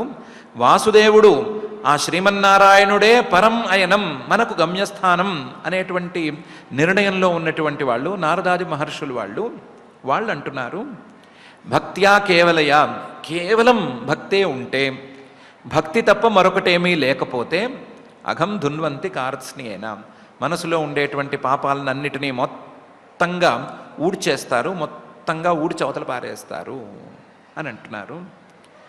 దానికి చెప్తున్నారు, నీహారమివ భాస్కర, చీకటి దట్టంగా ఉంది రాత్రిపూట, పొద్దున లేదా చీకటి కాకపోతే మంచు దట్టంగా ఉంది, పొద్దున్నే పొగమంచు. ఈ లోపల సూర్యుడు వచ్చాడు. సూర్యుడు వచ్చి ఏం చేశాడు అంటే ఈ మంచును మొత్తాన్ని ఊడ్చి అవతల పారేశాడు. ఊడ్చేసిన తర్వాత ఈ మంచు ఎటుపోయింది అనే ప్రశ్న లేదు, ఎక్కడా దొరకదు, మళ్ళీ సూర్యుడు ఉన్నంత వరకు అయితే రాదు. అలాగే సూర్యుడు లాంటి భక్తిని, కేవల భక్తిని గనక సాధించగలిగితే, సూర్యుడు లాంటి కేవల భక్తి అనేది గనక ఉంటే, ఈ మంచు లాంటి పాపాలు అజ్ఞానాలు ఇవన్నీ ఊడ్చినట్లు పక్కకు వెళ్ళిపోతాయి అని చెప్తున్నారు. కేచిత్ కేవలయా భక్త్యా వాసుదేవపరాయణా అఘం ధున్వంతి కార్త్స్నియేన నిహారమివ భాస్కర. వాళ్ళు ఏమంటున్నారంటే మేము అలా సాధించాము, మేము కేవల భక్తితోనే ఇలాంటి ఫలితాన్ని సాధించాము అని ప్రత్యేకించి చెప్తున్నారు. కేవలయా భక్త్యా, కేవల భక్తితో మేము ఇవన్నీ సాధించాము అని వాళ్ళు చెప్తున్నారు, సాధించి చూపిస్తున్నారు కూడా అని మహర్షి గారు అంటున్నారు. తపసా బ్రహ్మచర్యేణ ఇవన్నీ అంటే వినబుద్ధి కాదు, కేవల భక్తి అంటే వినబుద్ధి అవుతుంది. కేవల భక్తి అంటే పెద్దగా చేయాల్సింది ఏం లేదు అని అనిపిస్తుంది. కానీ కేవల భక్తి అనేది గనక వచ్చేస్తే శరీరంలో ఇంకా మనసులో ఇంకా వేరే సంకల్పాలకో లేకపోతే వేరే ఆలోచనలకో చోటే లేదు కదా. ఆ కేవల భక్తి రావాలన్నా సరే ఈ శ్రద్ధ ఇవన్నీ ఉండి తీరాలి కదా. అయితే శ్రద్ధ ఇవన్నీ చెప్పొద్దు, చెప్పకుండా కేవల భక్తి అని చెప్పండి. అది సింపుల్గా ఉందనుకుని ఒక్క అడుగు వేస్తారు, ఒక్క అడుగు వేస్తే ముందుకు వెళ్ళిపోతారు అని మహర్షి గారు ఆ పెద్దవాళ్ళు చెప్పినటువంటి మాటల్ని చెప్తున్నారు. దానికే బలాన్ని జోడిస్తున్నారు. నతథా యఘవాన్ రాజన్ పూయేత తప ఆదిభిః యథా కృష్ణార్పిత ప్రాణః తత్పురుష నిషేవయ అని. దీన్ని ఈ శ్లోకాన్ని వెనక నుంచి చూసుకుందాము, చాలా బాగా వస్తుంది. ముందు నుంచి చూస్తే ఏదో వెళ్ళిపోతున్నట్టు ఉంటుంది. ఈ భక్తి ఎక్కడి నుంచి వస్తుంది? ఏం చెప్పినా, ఏ మంచి గుణం చెప్పినా ఒకటే ప్రశ్న కదా, ఇది ఎక్కడి నుంచి వస్తుంది, భక్తి ఎక్కడి నుంచి వస్తుంది అనే ప్రశ్న కదా. ఆ భక్తి తత్పురుష నిషేవయ, ఆ పరమాత్మ మీదే భక్తిని పెంచుకున్నటువంటి పరమాత్మ వాళ్ళు, ఆయనకు చెందిన వాళ్ళు, ఆయన తాలూకా వాళ్ళు అనే విధంగా మారినటువంటి మహాభక్తులను సేవించడం ద్వారా వస్తుంది. అందులోనూ నిషేవయ, నితరాం మొత్తంగా వాళ్ళనే అంటిపెట్టుకుని ఉండటం ద్వారా వస్తుంది. దొంగతనంలో మంచి చేవ ఎప్పుడు వస్తుంది అంటే మంచి దొంగ చేతి కింద నలిగినప్పుడు వస్తుంది. ఉత్తునే ఎక్కడి నుంచి వస్తుంది? మంచి దొంగ అయితే ఎక్కడి నుంచి ఎలా సర్రుమని కోయాలి, ఎలా తీయాలి, ఎక్కడ కొట్టాలి, ఎక్కడ లాగాలి చెప్తాడు. ఏదో ఒట్టి ఆలోచనల మీద అంటే కొన్నిసార్లు ఫెయిల్ కూడా అవ్వచ్చు. మంచి దొంగ చేతి కింద నలిగితే మంచి దొంగతనం వస్తుంది, మంచి నైపుణ్యం వస్తుంది. పడుకున్నవాడి తలగడ కింద అంటే దిండు కింద గనక తాళ చెవులు దాచుకుంటే వీడికే తెలియకుండా ఆ తాళం చేతుల్ని ఎలా తీసేయాలి అనే దగ్గర నుంచి పెద్ద పెద్ద దొంగల్ని, మంచి దొంగల్ని అడిగితే వాళ్ళు సలహాలు చెప్తారు. అరికాల్లో ఈకతో ఎలా రాయాలి, రాసినప్పుడు ఎలా నిద్రలో ఉన్నవాడు కదులుతాడు, కదిలినప్పుడు ఎలా లాగొచ్చు అనే వివరాలు చెప్తారు వాళ్ళు. మంచి దొంగ చేతి కింద నలిగితే దొంగతనం బాగా వస్తుంది. దొంగతనం అయినా సవ్యంగా ఏడవాలి అంటే మంచి దొంగ చేతి కింద నలగాలి.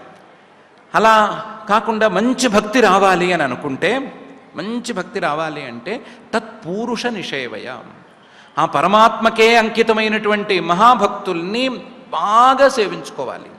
వాళ్ళకే అంకితమైపోయి వాళ్ళతోనే కలిసి ఉండి వాళ్ళు నడుచుకున్నట్లుగానే నడుచుకోవటానికి సిద్ధపడాలి. అలా చేస్తే తత్పౌరుష నిషేవయ, అది చేస్తే గనక కృష్ణార్పిత ప్రాణ, వాళ్ళ చేతుల కింద నలిగితే వాళ్ళు నడుచుకున్నట్లు నడుచుకోవటం అలవాటు చేసుకుంటే కృష్ణుడు, ఆ శ్రీమన్నారాయణుడు లేదా పరమాత్మ, ఆ పరమాత్మకు ప్రాణాలన్నీ అర్పించుకునేటువంటి స్థాయిలో భక్తి అనేది వస్తుంది. కృష్ణార్పిత ప్రాణ, భక్తులతో కలిస్తే వాళ్ళని అంటుకుని తిరిగితే ప్రాణాలన్నీ ఆయనకే అర్పించేద్దాము అనే స్థాయిలో భక్తి కలుగుతుంది. అప్పుడు తప ఆదిభి, ఈ తపస్సులు లేదా బ్రహ్మచర్యము, శమము, దమము, త్యాగము, సత్యము, శౌచము, యమము, నియమము ఇవన్నీ కూడా ఉత్తినే అమరుతాయి. తప ఆదిభి పూయేత, సహజంగానే తపస్సులు ఇవన్నీ వాటంతట అవే వచ్చి చేరతాయి. శ్రీకృష్ణుడి మీదే, ఆ పరమాత్మ మీదే ప్రాణాలన్నీ గనక ఉంటే అబద్ధం చెప్పమంటే ఏం చెప్తాడు? అసలు నోటితో తప్పు మాటలు మాట్లాడమంటే ఏం మాట్లాడతాడు? లేకపోతే హింస చేయమంటే ఏం చేస్తాడు? ఏ తప్పు చేయగలిగిన పరిస్థితిలో ఉంటాడు? కాబట్టి పూయేత తప ఆదిభి, పవిత్రంగా మాడిపోతాడు. ఎంతటి మహాదుర్మార్గుడైనా సరే ఈ సత్పురుషులను సేవించుకోవటం, దాని ద్వారా భక్తిని అంటించుకోవటం అనేది చేసుకుంటే పూయేత తప ఆదిభి. అలాంటివాడు న అఘవాన్ రాజన్, అలాంటివాడు పాపాత్ముడు అవడు. ఉన్న పాపాలన్నిటినీ పోగొట్టుకోగలుగుతాడు, పవిత్రంగా మారతాడు. ఇతను పవిత్రంగా మారినట్లుగా న తథా హ్యఘవాన్ రాజన్, ఇతను పవిత్రంగా మారినంతగా పూయేత తప ఆదిభి, కేవలం తపస్సులు చేసుకునేటువంటి వాడు అంత పవిత్రంగా మారలేడు, లేదా అంత ఎఫెక్టివ్గా సాధించుకోలేడు. యథా కృష్ణార్పిత ప్రాణ, ఎలాగైతే పరమాత్మకే మనస్సును సమర్పించుకున్నవాడు, పరమాత్మకే ప్రాణాలన్నిటినీ అర్పించుకున్నవాడు సాధించగలడు, అలా మిగతా వాళ్ళు సాధించలేరు. ఎందుకంటే బేసిక్ అనేది ఎక్కడుంది, బేస్ లైన్ ఎక్కడుంది అంటే మనసులో వేరే ఆలోచనలు సాగటం అనే అంశం మీదే ఉంది.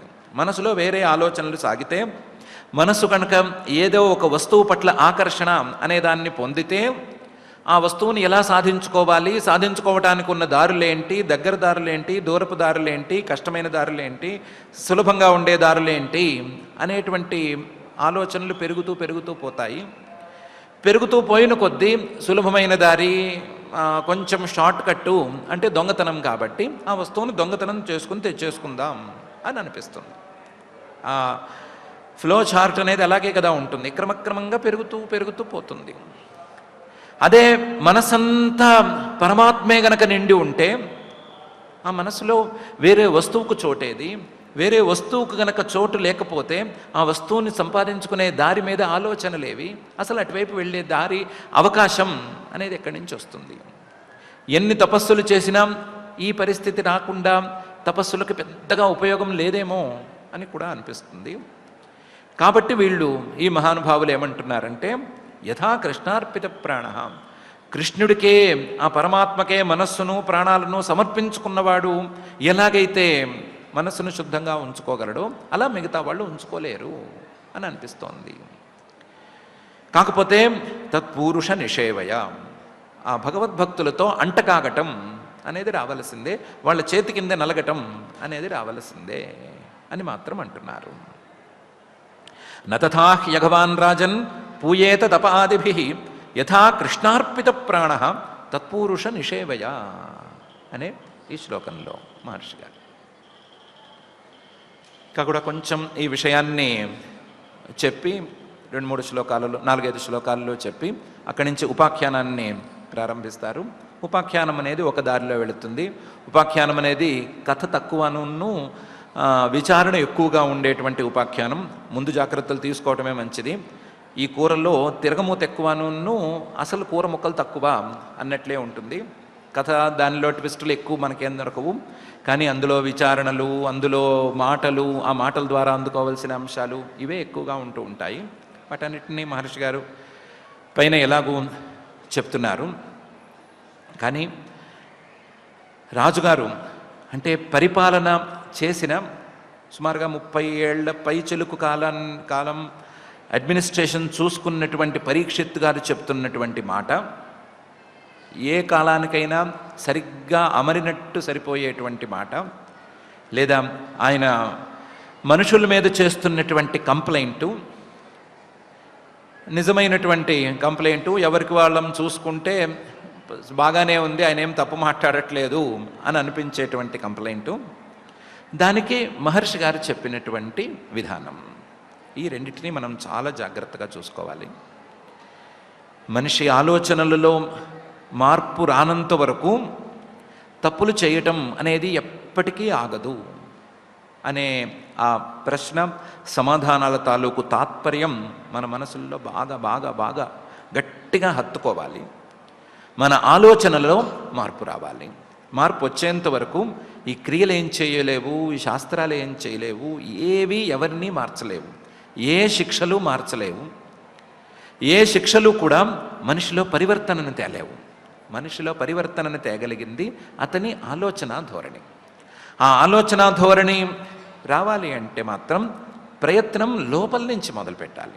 లోపల నుంచే ప్రయత్నం మొదలవ్వాలి. కానీ బయట నుంచి ఎన్ని చెప్పినా సరే పెద్దగా మార్పు ఉండదు.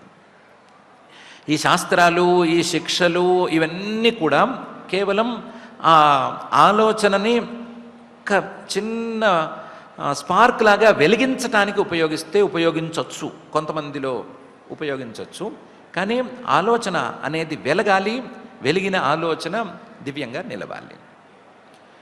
ఒకవేళ మనలో ఏమైనా పాప సంకల్పాలు ఉన్నా, పాపాలకు ఫలితాల మీద భయం ఉన్నా, పాపాలు మళ్ళీ మళ్ళీ తిరిగి జరుగుతూ ఉన్నా సరే ఈ ప్రశ్న, ఈ సమాధానం అనే దాని మీద మనం ఖచ్చితంగా దృష్టి పెట్టుకోవచ్చు. దృష్టి పెట్టుకుంటే మనలో ఉండేటువంటి ఆ పాప క్రియలకు నిష్కృతిని మనమే చూసుకోవచ్చు అనేది ప్రధానమైన విషయం. మిగతావన్నీ తర్వాత మనం తెలుసుకోవాల్సిన అంశాలు. కేవల భక్తికి తపో మార్గానికి ఉండేటువంటి తేడా ఇవన్నీ మనం తెలుసుకోవచ్చు, ఇంకా కూడా సమయం బాగా ఉంది. కానీ సమయం లేనటువంటి ఒకే ఒక వ్యవహారం మనిషి తాలూకు ఆలోచనలలో ఉండేటువంటి మార్పు. ఆ మార్పు సవ్యంగా మారటానికి మనిషి చేయవలసినటువంటి ప్రయత్నం అనే దాని మీదే. కాబట్టి మనం మిగతా అంశాలన్నిటినీ తర్వాత చూసుకుందాము అని పక్కన పెట్టి మన ఆలోచనలలో మనం మార్పును ఎలా తెచ్చుకోవాలి, మన మైండ్ సెట్ అనేది ఎలా మారాలి అనే విషయం మీద ఆలోచన చేసుకోవటం, ఆ ఆలోచనను నిలుపుకుని ఆ ఆలోచన దివ్యంగా సాగేలాగా ప్రాయశ్చిత్తం విమర్శనం అని మహర్షి గారు చెప్పిన స్ఫూర్తిని అందుకునేలాగా మనం మారాలి. అలా మారటానికి ఆ మహత్తమ నిరంతర నివాసి అయినటువంటి శ్రీనివాస పరమాత్మ మనకు తోడుగా నిలవాలి అని మనం ప్రార్థించుకుందాం. ఆ ప్రార్థనతో చాలా ఆలస్యమైనా సరే చాలా మరింత ఓర్పుగా మనం పారాయణ కార్యక్రమాన్ని శ్రద్ధగా నిర్వహించుకుందాం. ఈరోజు మనం షష్ఠ స్కంధంలో మొదటి అధ్యాయాన్ని పారాయణ చేసుకుంటున్నాం. అందులో శ్లోకాలు అథ శ్రీమద్భాగవతే పారమహంస్యాం సంహితాయాం షష్ఠస్కంధే ప్రథమోऽధ్యాయః నివృత్తిమార్గః కథితః ఆదౌ భగవతా యథా క్రమయోగోపలబ్ధేన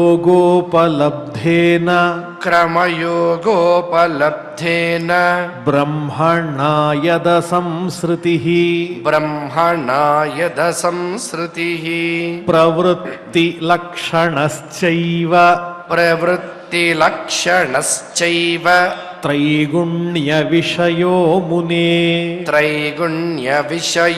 మునే యోసావలీన ప్రకృతేః గుణసర్గః పునః పునః పునః అధర్మలక్షణానానా నరకాశ్చానువర్ణితాః అధర్మలక్షణానానా నరకాశ్చానువర్ణితాః మన్వంతరశ్చ వ్యాఖ్యాతః మన్వంతరశ్చ వ్యాఖ్యాతః ఆద్యస్వాయంభువో యతః ఆద్యస్వాయంభువో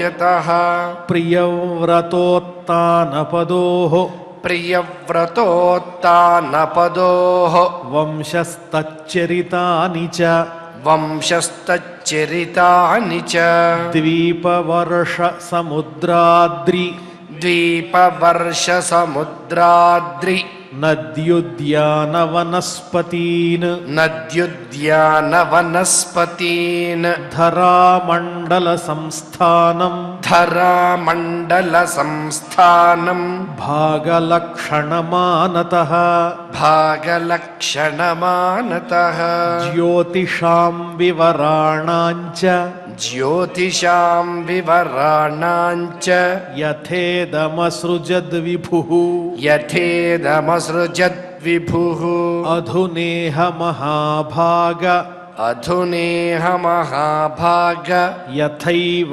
నరకాన్నరః యథైవ నరకాన్నరః నానోగ్రయాతనాన్యయాత్ నానోగ్రయాతనాన్నేయాత్ తన్మే వ్యాఖ్యాతుమర్హసి తన్మే వ్యాఖ్యాతుమర్హసి శ్రీశుక ఉవాచ శ్రీశుక ఉవాచ నచేదిహైవాపచితిం యథాంహసః న చైదిహైవాపచితిం యథాంహసః కృతస్య కుర్యాన్మన ఉక్తపాణిభిః కృతస్య కుర్యాన్మన ఉక్తపాణిభిః ధ్రువం స వై ప్రేత్య నరకానుపైతి ధ్రువం స వై ప్రేత్య నరకానుపైతి ఏ కీర్తితా మే భవతస్తిగ్మయాతనాః ఏ కీర్తితా మే భవతస్తిగ్మయాతనాః తస్మాత్ పురైవాశ్విహ పాపనిష్కృతౌ తస్మాత్ పురైవాశ్విహ పాపనిష్కృతౌ యతేత మృత్యోరవిపద్యతాత్మనా యతేత మృత్యోరవిపద్యతాత్మనా దోషస్య దృష్ట్వా గురులాఘవం యథా దోషస్య దృష్ట్వా గురులాఘవం యథా భిషక్చికిత్సేత రుజాం నిదానవిత్ భిషక్ చికిత్సేత రుజాం నిదానవత్ రాజోవాచ రాజోవాచ దృష్టశ్రుతాభ్యాం యత్పాపం దృష్టశ్రుతాభ్యాం యత్పాపం జానన్నప్యాత్మనో హితం జానన్నప్యాత్మనో హితం కరోతి భూయో వివశః కరోతి భూయో వివశః ప్రాయశ్చిత్తమథో కథం ప్రాయశ్చిత్తమథో కథం క్వచిన్నివర్తతే భద్రాత్ క్వచిన్నివర్తతే భద్రాత్ క్వచిచ్చరతి తత్పునః క్వచిచ్చరతి తత్పునః ప్రాయశ్చిత్తమథోపార్థం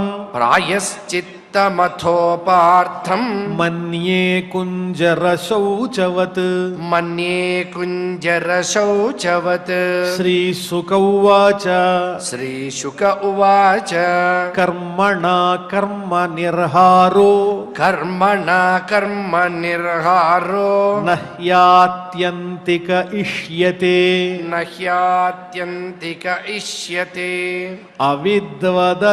అవిద్వదధికారిత్వాత్ అవిద్వదధికారిత్వాత్ ప్రాయశ్చిత్తం విమర్శనం ప్రాయశ్చిత్తం విమర్శనం నాశ్నతః పథ్యమేవాన్నం నాశ్నతః పథ్యమేవాన్నం వ్యాధయోభిభవంతి వ్యాధయోభిభవంతి ఏవం నియమకృద్రాజన్ ఏవం నియమకృద్రాజన్ శనైః క్షేమాయ కల్పతే శనైః క్షేమాయ కల్పతే తపసా బ్రహ్మచర్యేణ తపసా బ్రహ్మచర్యేణ శమేన చ దమేన చ శమేన చ దమేన చ త్యాగేన సత్యశౌచాభ్యాం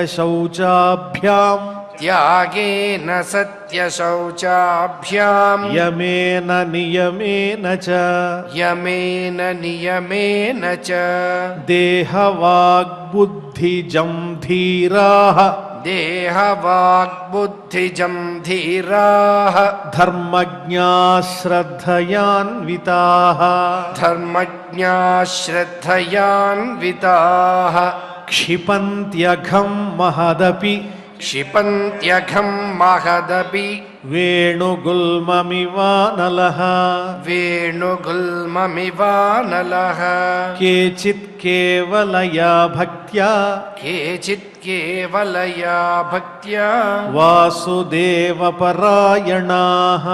వాసుదేవపరాయణాః అఘం ధున్వంతి కార్తస్న్యేన అఘం ధున్వంతి కార్త్స్న్యేన నీహారమివ భాస్కరః నిహారమివ భాస్కరః న తథా హ్యఘవాన్ రాజన్ న తథా హ్యఘవాన్ రాజన్ పూయేత తప ఆదిభిః పూయేత తప ఆదిభిః యథా కృష్ణార్పిత ప్రాణః యథా కృష్ణార్పిత ప్రాణః తత్పూరుష నిషేవయా తత్పూరుష నిషేవయా ఇతి ఇతి శ్రీమద్భాగవతే శ్రీమద్భాగవతే పారమహంస్యాం సంహితాయాం పారమహంస్యాం సంహితాయాం షష్ఠస్కంధే షష్ఠస్కంధే ప్రథమాధ్యాయే ప్రథమాధ్యాయే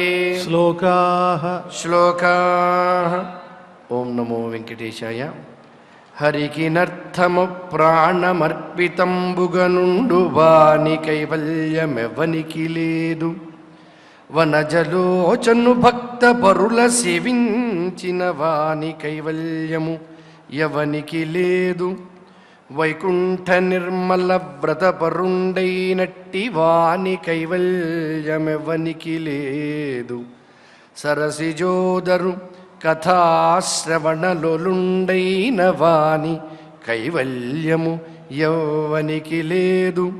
లేదు తపముల బ్రహ్మచర్యాది నియతి శమదమాదుల సత్యశౌచముల దాన ధర్మ మఖముల సుస్థిరస్తనమైన వైష్ణవ జ్ఞాన జనిత నిర్వాణ పదము అని కేవల భక్తితో, ఆ భక్తికి కావలసినటువంటి సాధన సంపత్తితో ఆ నారాయణ్ణి మనం చేరవచ్చు అని నారాయణ్ణి నిరంతరం ధ్యానించే వారి యొక్క మాటల సారాన్ని, సారాంశాన్ని, అద్భుతమైనటువంటి అమృత వాక్కులను ఆచార్య ముఖతః మనకు శ్రీమద్భాగవత అమృత రసాస్వాదన ప్రక్రియలో భాగంగా ఆ దేవదేవుడు నిరంతరం అందిస్తూ ఉన్నాడు.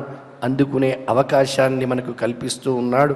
అందరి వాడైనటువంటి ఆ శ్రీనివాసుని యొక్క దివ్య అనుగ్రహం చేత అతి త్వరలో మనకి సంపూర్ణంగా ఆ భాగవత తత్వం అలవడాలని మరొక్కమారు ఆ చరణ కమలాలను సేవిస్తూ శ్రద్ధగా యథాప్రకారం క్షమాప్రార్థన దగ్గర నుంచి మంగళాంత శ్లోకం వరకు పఠించి మంగళాంతంగా నేటి ఈ అధ్యయన కార్యక్రమానికి పరిసమాప్తిని పలుకుదాం.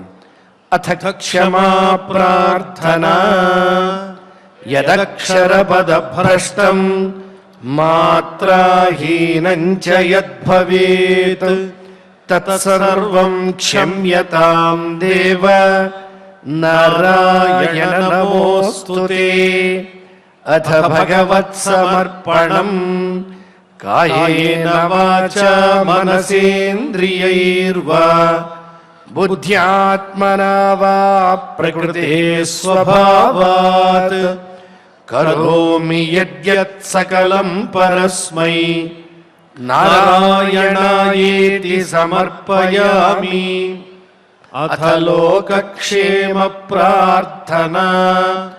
सर्वे भवन्तु सुखिनः सर्वे सन्तु निरामयाः सर्वे भद्राणि पश्यन्तु मा कश्चित् दुःखभाग् भवेत् अथ मङ्गलम् श्रियःकान्ताय कल्याणनिधये निधयेऽर्थिनाम् श्रीवेङ्कटनिवासाय